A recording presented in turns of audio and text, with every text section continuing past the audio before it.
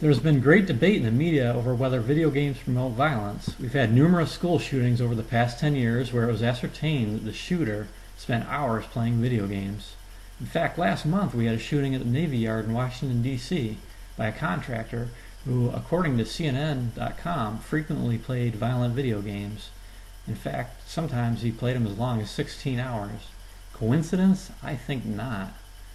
Scientifically, there's just not enough evidence to prove that video games promote violence. But why, as a society, do we take that chance and let our kids play them? What value do video games provide our kids? I believe most video games offer little to no value other than providing entertainment.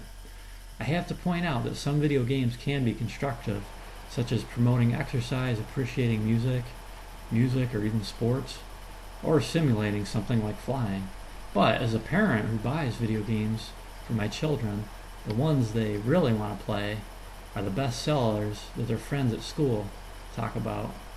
Here are some examples of them. Damn, they're coming! Got normal quality! Kill those bastards!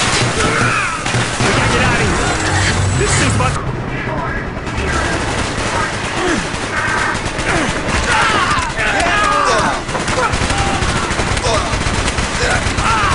Or you would die. Fuck you! Go, go, go, go, go, go! Weapons free! Keep your eyes open to that CPU! Go right! 1-0! I need some cover and fire!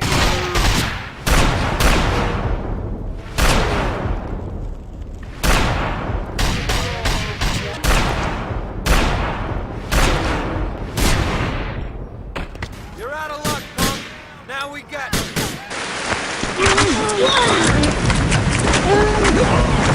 Do you allow your kids to play these games? Did you notice the bad language, the gang-like behavior, the terrorist acts, the theft, the war simulation?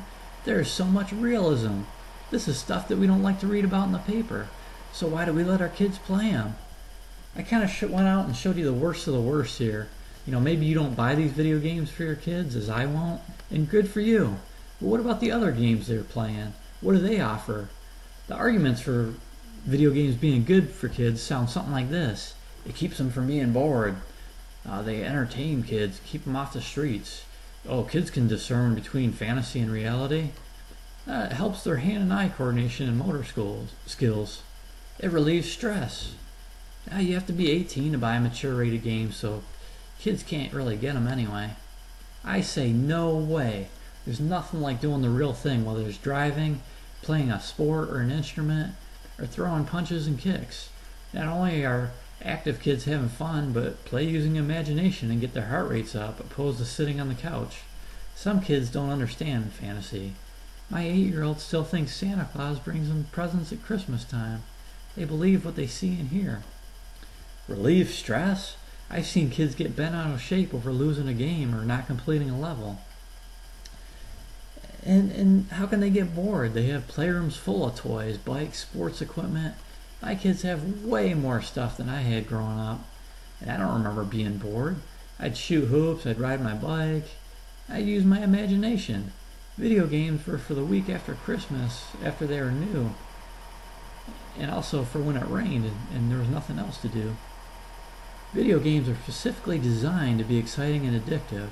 They're full of fast-moving graphics, superstars, sweet cars, good-looking men and women, and so forth. They're full of popular music, and the controllers even shake to simulate movement. According to TED.com, there are 5 million gamers in the U.S. who play for more than 40 hours a week. Is your kid one of them? Right now, 91% of children in the U.S. play video games.